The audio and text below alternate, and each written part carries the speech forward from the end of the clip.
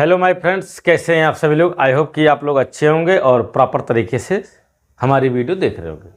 तो फ्रेंड्स, आज हम बात करेंगे कि क्रिमिनल केसों में जमानत किस प्रकार होती है।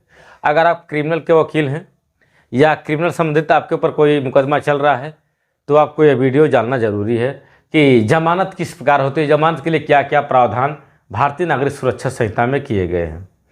आज हमारा टॉपिक है BNSS के बारे में, भारतीय नागरिक सुरक्षा संहिता।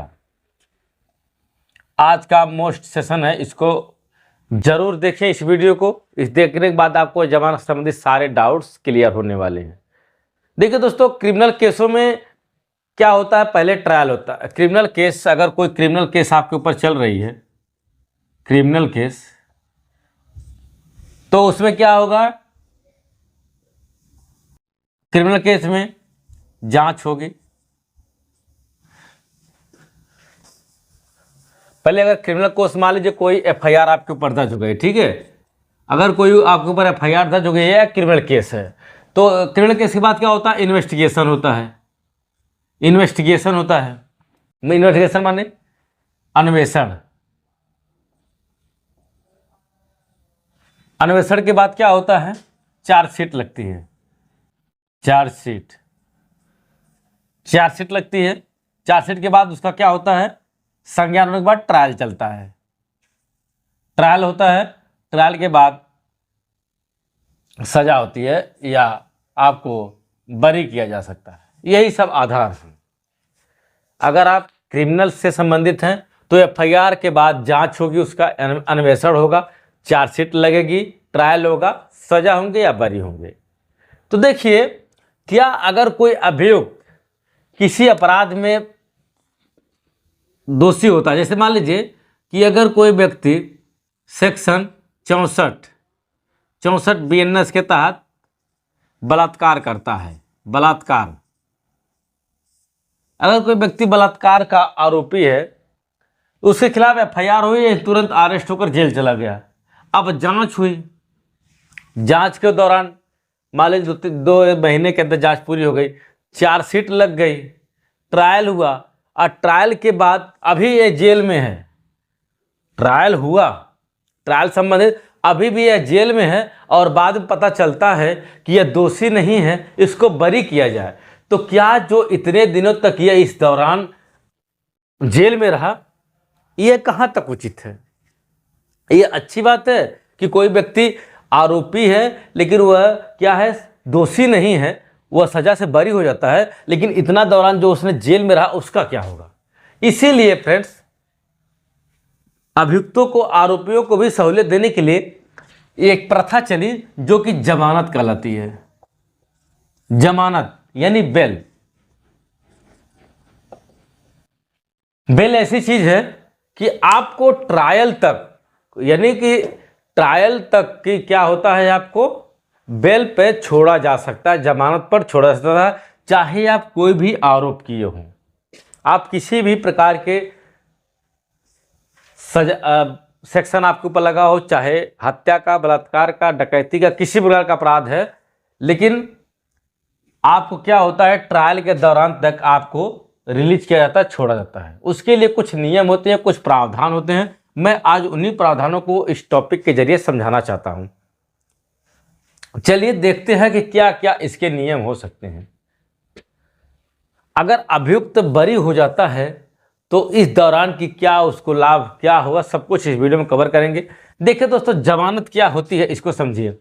कोई कैदी है या आरोपी, उसको हाजिरी सुनिश्चित करने के लिए उससे कुछ प्रतिभूति ली जाती है ताकि वह अन्वेषण या फिर ट्रायल के दौरान उपस्थित रहे।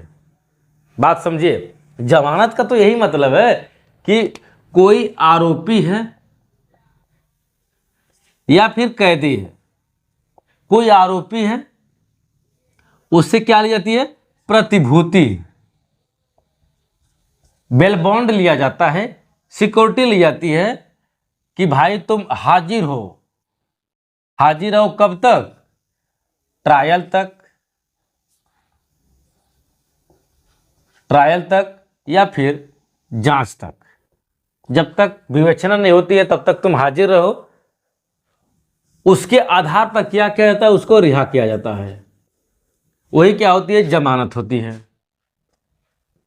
अब जमानत दो तरह की होती है, इस बात को ध्यान दीजिए। जमानत कितने प्रकार की होती है, जमानत दो तरह की होती है। पहली होती है जमानती, जमानती अपराध।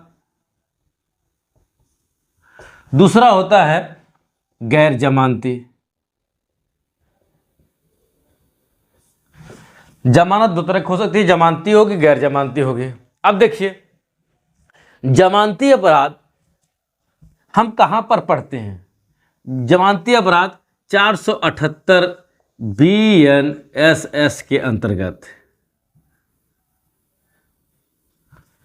जमानती अपराध 478 BNSS के तहत पढ़ते हैं, और गैर जमानती अपराध 480 BNSS।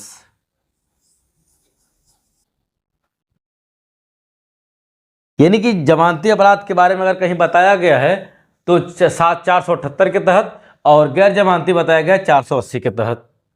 बहुत ही छोटा सा इस पर जानकारी दूंगा, बाकी बात आप समझ सकते हैं।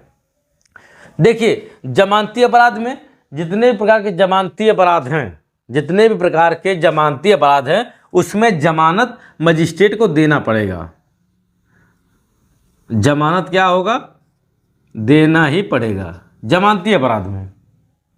लेकिन गैर जमानती अपराध में ऐसा कोई प्रावधान नहीं है। अगर गैर जमानती है तो उसको जेल जाना पड़ेगा।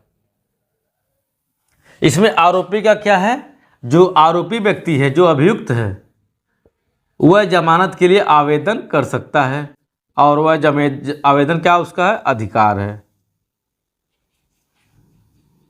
अब देखिए, इस पर डिस्कस करने की ज़्यादा जरूरत नहीं है, क्योंकि जमानती है तो भाई जमानत मिली जाएगी 478 के तहत। हम बात करेंगे गैर जमानती अपराध 480 के, जो कि मोस्ट इंपॉर्टेंट है, कि अगर किसी व्यक्ति को मृत्युदंड या आजीवन कारावास है, तब उसको जमानत पुलिस दे सकती है कि नहीं दे सकती, बिल्कुल नहीं दे सकती है। अगर कोई गैर जमानती अपराध है जो कि हत्या, आजीवन कारावास से दंडनीय हो, तो पुलिस और न्यायालय उसको जमानत नहीं देगी। कुछ मामलों में क्या होगा, जमानत उसको दे भी सकता है। कौन कौन से मामले हो सकते हैं जब उसको जमानत दे सकता है, जैसे जब वह शर्त पूरी करे कि कोई 16 वर्ष से कम 16 वर्ष से कम का कोई आरोपी है, तब उसको क्या होगी, कोर्ट जमानत दे सकती है। या फिर कोई महिला हो, अगर कोई महिला है तब उसको क्या होगा, जमानत दे सकते हैं। या फिर कोई बीमार व्यक्ति है तब उसको जमानत मिल सकती है। या फिर कोई ऐसा व्यक्ति है जो अक्षम हो, शिथिल हो, अपंग हो, अपाहिज हो, तब उसको क्या होगा, अपंग। ऐसे व्यक्तियों को जमानत मिल सकती है 480 BNSS के तहत। मृत्युदंड, आजीवन कारावास से दंडित मामलों में भी छोड़ा जा सकता है ऐसे अभियुक्तों को, बशर्ते कि इन शर्तों को पूरा कर लिया जाए। अब देखिए, गैर जमानती अपराध जो हैं, हमें अभियुक्त को जमानत देने के संबंध में विचार करना चाहिए। कोर्टों को क्या है, जो गैर जमानती अपराध हैं, विचार करना चाहिए।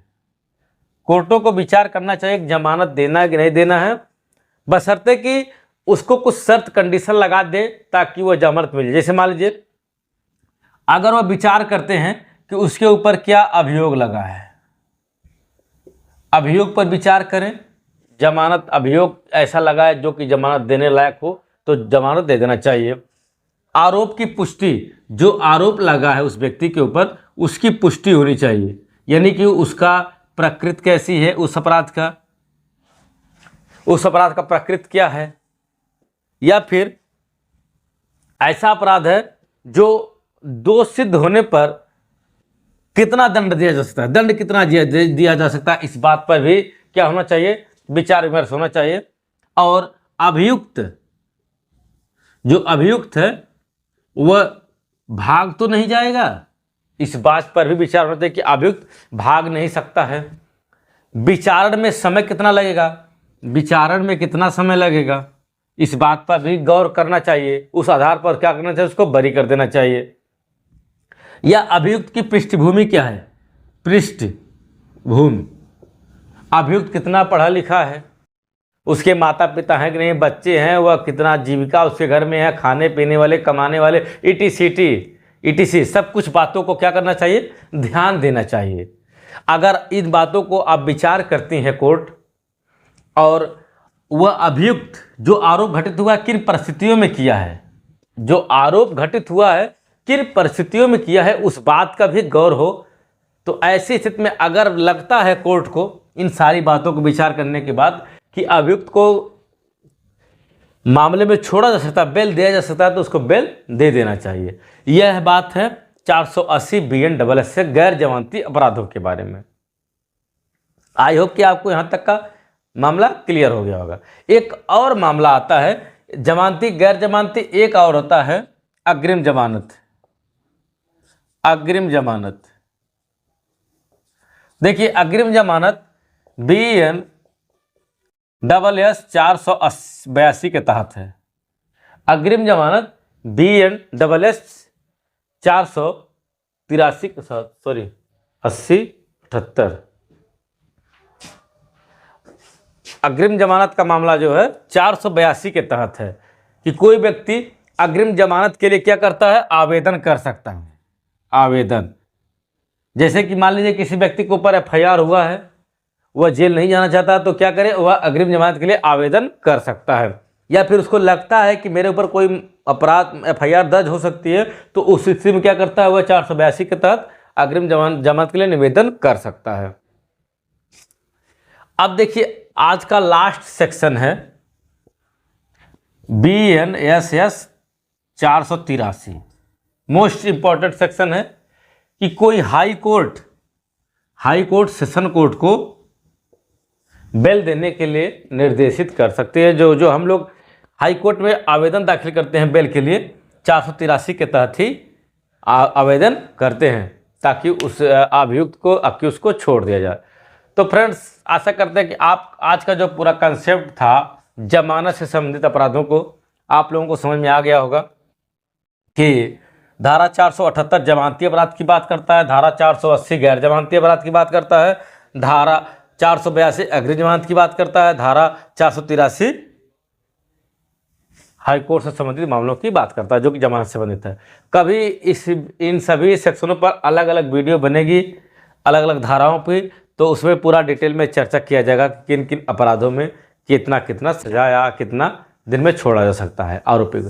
तो फ्रेंड्स, आज की वीडियो में फिलहाल इतना ही। अगर आज का कंसेप्ट आपको अच्छा लगा हो तो प्लीज़ चैनल को सब्सक्राइब जरूर करें। चलिए दोस्तों, मिलते हैं किसी अन्य वीडियो में। नमस्कार।